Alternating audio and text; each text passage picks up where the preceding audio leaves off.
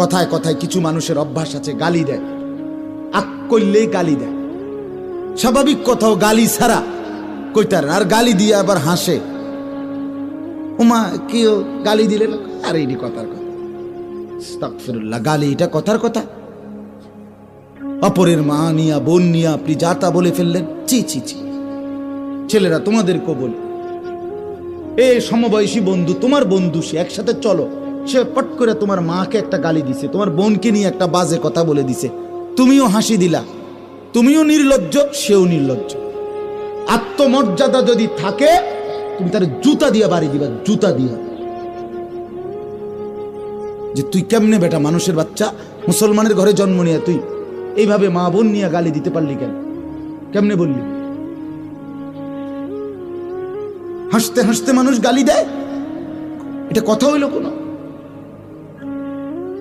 এটা কথা হলো? ওই যে ওই যুবক কি বলছে, আমার মায়ের সাথে কেউ এটা যদি করতে চায় অপকর্ম, আমি তাকে তরবারি দিয়ে গর্দান ফেলে দেব, বলে নাই? এটা আত্মমর্যাদা সম্পন্ন যুবক।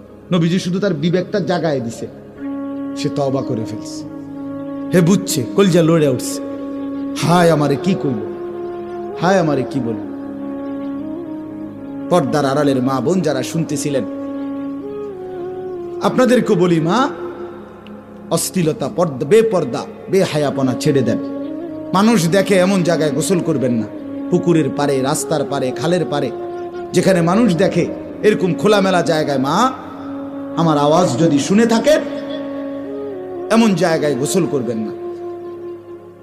বিনা কারণে একান্ত প্রয়োজন ছাড়া ঘর থেকে বের হওয়ারই কোনো দরকার নেই।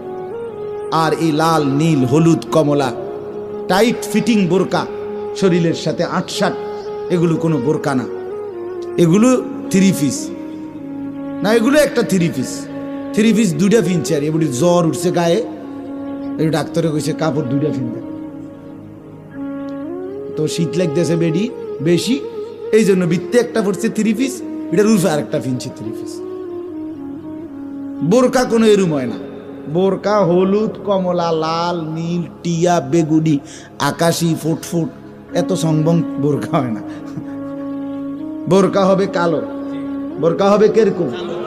রাসূলুল্লাহর স্ত্রী আয়েশা রাদিয়াল্লাহু তাআলা আনহা বলেন, নবীজির জামানায় মহিলাদের বোরকা পরা হাঁটা দেখলে মনে হইতো কাআন্নাহুন্না গুরাব, তারা যেন কাকের মিছিল, কাকের সারি।